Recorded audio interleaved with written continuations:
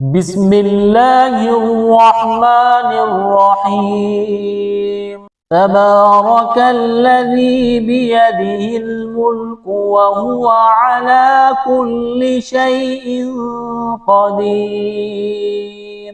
الذي خلق الموت والحياة ليبلوكم أيكم أحسن عملا وهو العزيز الغفور. الذي خلق 7 سماوات طباقا ما ترى في خلق الرحمن من تفاوت فارجع البصر هل ترى من فطور ثم ارجع البصر كرتين ينقلب إليك البصر خاسئا وهو حسير. ولقد زينا السماء الدنيا بمصابيح وجعلناها رجوما للشياطين وأعتدنا لهم عذاب السعير. وللذين كفروا بربهم عذاب جهنم وبئس المصير. إذا ألقوا فيها سمعوا لها شهيقا وهي تفور تكاد تميز من الغيظ كلما ألقي فيها فوج سألهم خزنتها ألم يأتكم نذير قالوا بلى قد جاءنا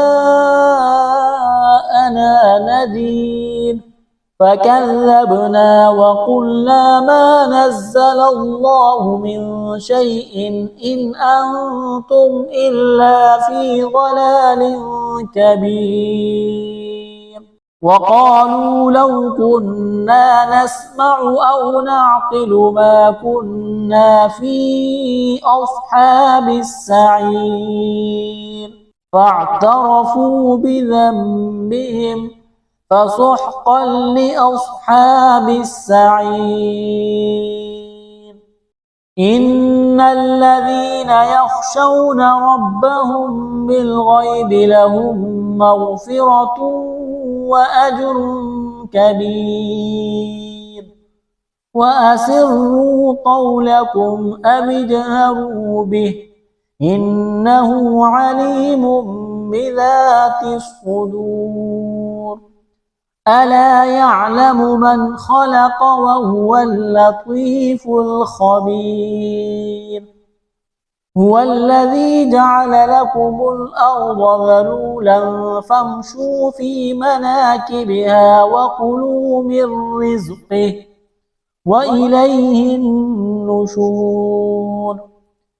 أأمنتم من في السماء أن يخسف بكم الأرض فإذا هي تمور أم أمنتم من في السماء أن يرسل عليكم حاصبا فستعلمون كيف نذير.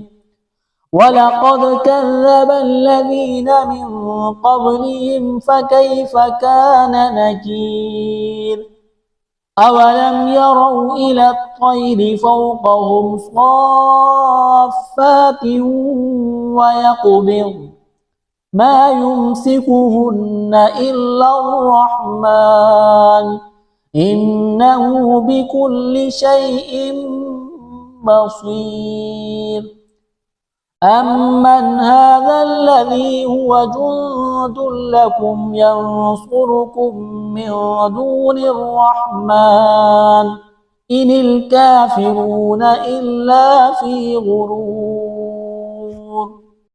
أمن هذا الذي يرزقكم من أمسك رزقه بل لجوا في عتب ونفور. أفمن يمشي مكبا على وجهه أهدى